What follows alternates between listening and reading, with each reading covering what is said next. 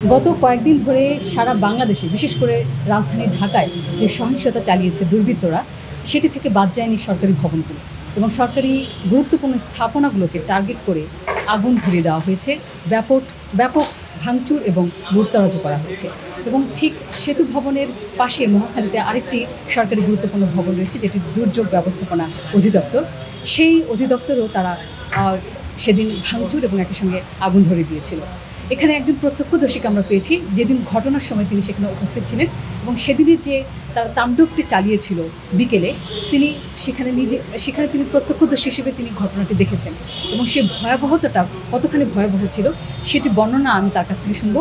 আমার সঙ্গে এই মুহূর্তে যুক্ত রয়েছেন মোহাম্মদ শাহিন, তিনি দুর্যোগ ব্যবস্থাপনা অধিদপ্তরের লিফটম্যান হিসেবে কর্মরত ছিলেন এবং সেদিনকার ভয়াবহ বর্ণনা আমরা তার কাছ থেকে শুনবো। যখনই দেখলাম যে বিভিন্ন লোক, অনেক লোক, প্রায় 2 থেকে 500 লোক হবে, তারা বিভিন্ন লাঠি, তারপরে পাইপ, পাথর, বিভিন্ন ইটপাটকেল এগুলো নিয়ে আসতেছিল রাস্তা থেকে পশ্চিম থেকে পূর্ব দিকে। আসার পরে এক পর্যায়ে তারা এই বিল্ডিংয়ের দিকে ইটপাটকেল নিক্ষেপ করা শুরু করলো এবং আমরা দ্রুত এখান থেকে ভিতরের দিকে চলে গেছি, কারণ আমরা ভয়াবহ পাথর এবং ইটপাটকেলের সম্মুখীন হচ্ছিলাম। খুব দ্রুত আমরা উপরের দিকে চলে যাই। উপর থেকে আমি ছাদে যেয়ে দেখি যে অলরেডি অগ্নিসংযোগ করে ফেলছে। তখনই আমি মাইকিং করলাম আমাদের মসজিদের মাইক চালু করে যে সকলকে যাতে ছাদে এসে তাদের যেন লাইফটা বাঁচাইতে পারে। পাশের ভবনে আমি ল্যাডার লাগাইয়ে সকল আমাদের কর্মকর্তা ওনাদেরকে পার করছে, পাশের ভবন থেকে পার করে ওনাদেরকে আর কি লাইফ বাঁচানোর চেষ্টা করছে এবং সবাই সেভ হয়েছে। সেভ হওয়ার পরে আমি ওই পাশে নেমে এসে দেখি ভয়াবহ আগুন চলতেছে এবং ইতিপূর্বে আমাদের 56টা গাড়ি পুড়ে বসীভূত হয়ে গেছে এবং আমাদের এসি ছিল, এখানে সার্ভার স্টেশন ছিল, আমাদের ভবনের মেইন সার্ভার স্টেশন, সেটা পুরোপুরিভাবে পুরো ড্যামেজ হয়ে গেছে, আপনারা দেখতেই পাচ্ছেন এই পাশে। এবং আমাদের এটা ছিল ERCC সেন্টার, এটা এই কিছুদিন আগে চালু হয়েছিল এবং এটা অত্যন্ত কার্যকরী একটা ছিল, যেটা পুরোপুরিভাবে শেষ হয়ে গেছে। এই পুনরায় যা কিছু ছিল আমাদের 1000 kV এর ছিল সাব স্টেশন, এটা পুরোপুরিভাবে ড্যামেজ হয়ে গেছে এবং আমাদের 2টা লিফট, এই 2টা লিফট শেষ হয়ে গেছে এবং এখানে প্রায় ওয়ার্ক স্টেশনে ডেস্কটপ ছিল, ল্যাপটপ ছিল, আরও আনুষঙ্গিক অনেক ইনস্ট্রুমেন্ট ছিল, সবগুলোই বসীভূত হয়ে গেছে, কিছুই নেই। আপনারা দেখতে পাচ্ছেন শুধুমাত্র ছাই আছে, আমাদের যে টাইলস ফ্লোর এগুলো সব ফেটে গেছে, সব কিছুই ধ্বংস ছিল। আগুনটা লাগে তখন আনুমানিক সময় কত ছিল?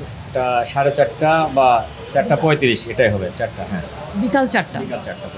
তারপর আপনারা কীভাবে সবাই বাঁচলেন? যারা এখানে কতজন কর্মকর্তা ছিলেন?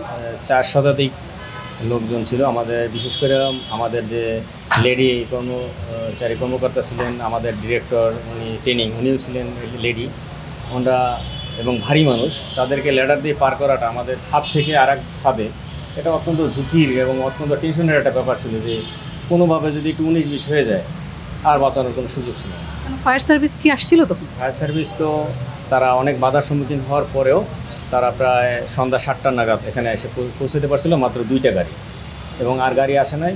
ইতিপূর্বে আমরা আগুন নিবানোর জন্য আমাদের মহল্লার আশেপাশে যারা ছিলেন ভাই বেড়াদার, অনেক মুরব্বী, সকলে মহল্লার যত মানুষ ছিল, শত শত মানুষ, সকলে আমাদের এই অগ্নি নিবারণের জন্য বিভিন্ন বাসা থেকে পানি, বিভিন্ন পাইপ, তারপরে বিভিন্ন প্রকারের বালতি, বিভিন্ন জিনিস দিয়ে আমরা এই আগুনটাকে নিয়ন্ত্রণে আনছি এবং আমরা আল্লাহর রহমতে কিছুক্ষণ রাত্র 11টার ভিতরেই আগুনটাকে নিয়ন্ত্রণে আনতে পারছি। হতাহত হয়নি এখানে? না, সেখানে এরকম ধরনের কিছু হয় না। যে একজন রেস্কিউ টিমে যারা ছিলেন কাজ করতে, যে একটা ছেলে ওর পা কেটে গেছিলো গ্লাসের মাধ্যমে, আর আমাদের সবচেয়ে একজন ছিলেন আমাদের একজন ট্রেনিং অফিসার সৈয়দ আশরাফ, উনি আটকা পড়ছিলেন একটা ফ্লোরে, যে ওনাকে উদ্ধার করতে যায়, উনিও ইনজুরি হয়েছেন এবং যিনি উদ্ধার করছেন উনিও একটু ইনজুরি হয়েছেন।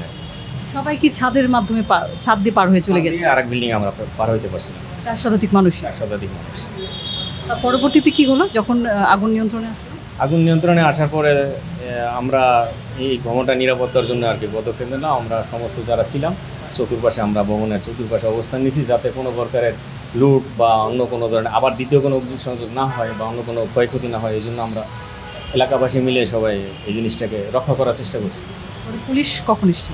পুলিশ ওনরা তো এই জানেনি যে দেশে ভয়াবহ পরিস্থিতি ছিলেন, বিভিন্ন জায়গায় বিভিন্ন দুর্ঘটনা চলতেছিল, বিভিন্ন রকমের হামলা বা বিভিন্ন কিছু শিকার। তাই জন্য আমরা প্রায় 2 দিন পরে আমরা পুলিশ বা পুলিশ স্টেশনের সাথে যোগাযোগ করতে পারছি না। আচ্ছা, এখন কি একটু বলবেন যে এখন কাজকর্ম কীভাবে চলছে আপনাদের? এখন আমাদের পাশে আমাদের তো অনেকগুলো প্রকল্পের ভবন বিভিন্ন জায়গায় আছে, সেক্ষেত্রে আমাদের পাশেই পর্যটনের দোতলায় আমাদের 3 তলায় আমাদের ভূমিকম্প নামে একটা প্রকল্পের ভবন আছে।